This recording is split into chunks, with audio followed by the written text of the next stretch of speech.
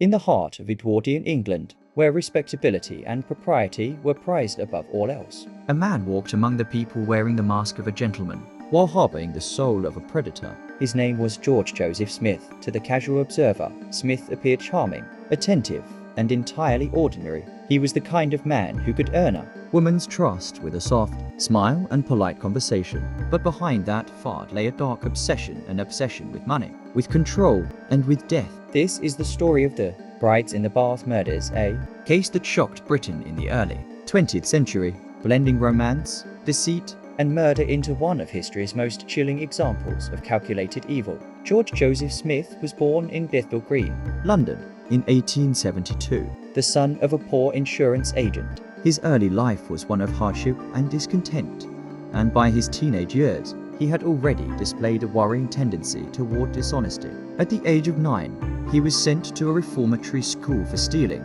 By 16, he was drifting between odd jobs, frequently falling into petty theft. The seeds of criminality had already been planted, and they would only grow deeper with time. Yet Smith wasn't the kind of brute who relied on violence in alleys or robberies at gunpoint. He was far more cunning. He realized early on that the greatest resource in Edwardian society wasn't money itself, it was trust. Women, especially those yearning for companionship and stability, could be deceived, manipulated, and ultimately exploited. Smith was a con man, a swindler, and eventually a murderer. In the early 1900s, Smith discovered what would become his signature scheme. He sought out women, lonely, respectable, sometimes wealthy women who longed for love and marriage. He courted them, proposed quickly, and once he had a wedding ring on their finger, he gained access to their savings. He would drain their bank accounts, sell off their possessions, and then vanish, leaving them devastated and ruined. This pattern became so common that Smith earned a reputation as a marriage swindler. He is believed to have married at least 7 women under false pretenses, often using different names. But while this brought him profit, it wasn't enough. Smith wanted more. He wanted not only their savings, but also their life insurance. And so, his con took a darker turn. In 1910, Smith married a woman named Bessie Mundy, a respectable spinster from Bournemouth. Bessie was 33 years old, somewhat lonely, and eager for marriage. Smith, posing as a respectable man, won her heart. The marriage seemed ordinary enough at first, but within weeks, Smith convinced Bessie to draft a will naming him her sole beneficiary.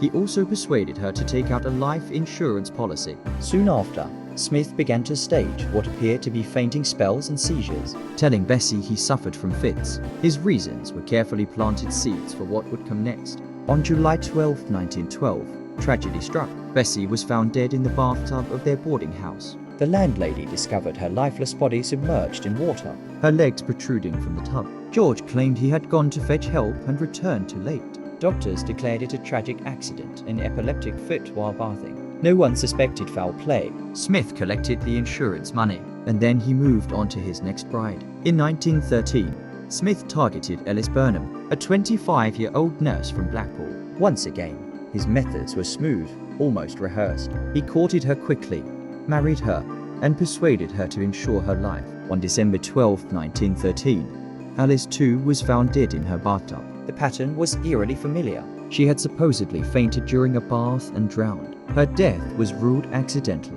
Smith, as her grieving husband, collected the money and disappeared. It seemed that fate had dealt him good fortune twice in a row. But Smith's greed and his audacity drove him to try again. His third victim was Margaret Lofty, a 38-year-old woman from Highgate, London. Margaret was described as quiet, plain, and deeply hopeful that marriage would bring her happiness. In December 1914, she married Smith, who once again used a false name.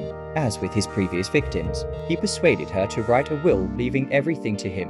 On December 18, 1914, Margaret signed her will at a solicitor's office. That evening, Smith and his new bride checked into lodgings. The next morning, Margaret was found dead in the bathtub. Once again, the death was ruled accidental, and once again, Smith profited. 3 brides, 3 bathtubs, 3 tragic accidents. Or so it seemed. What Smith didn't anticipate was that his sheer brazenness would draw attention.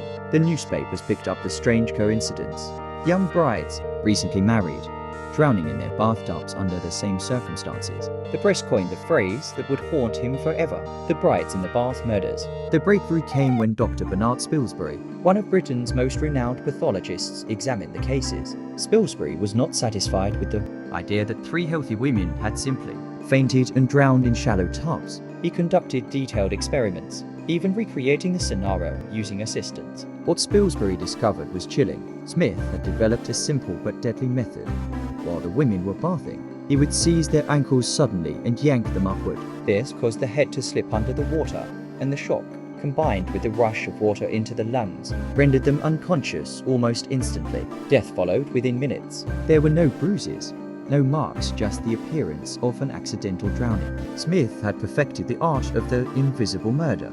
In 1915, the police arrested George Joseph Smith. At his trial, the evidence was damning. The testimonies of landladies, insurance documents, and Dr. Spilsbury's expert experiments painted a picture of a man who systematically lured women to their deaths for profit. Smith, ever confident, believed he could talk his way out as he had so many times before. But this time, the law had caught up with him. On July 1st, 1915, George Joseph Smith was found guilty of the murder of Bessie Mundy. Though the court and the public knew he had killed more than one, he was sentenced to death. On August 13, 1915, Smith was executed by hanging at Maidstone Prison. The case left a deep mark on Britain. It revealed the dangers of unchecked trust, the vulnerabilities of women in a society where marriage was seen as security, and the cunning of a killer who weaponized the most intimate of acts of bath. The brides in the bath murders remain one of history's most chilling true crime stories, not just for the deaths themselves, but for the cold,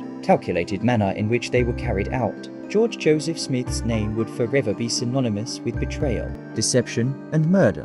And as we close this story, we ask you, how many more women might have died had Smith not been caught? Was he stopped in time, or had he already left behind victims we will never know? This has been Crimes Through Time.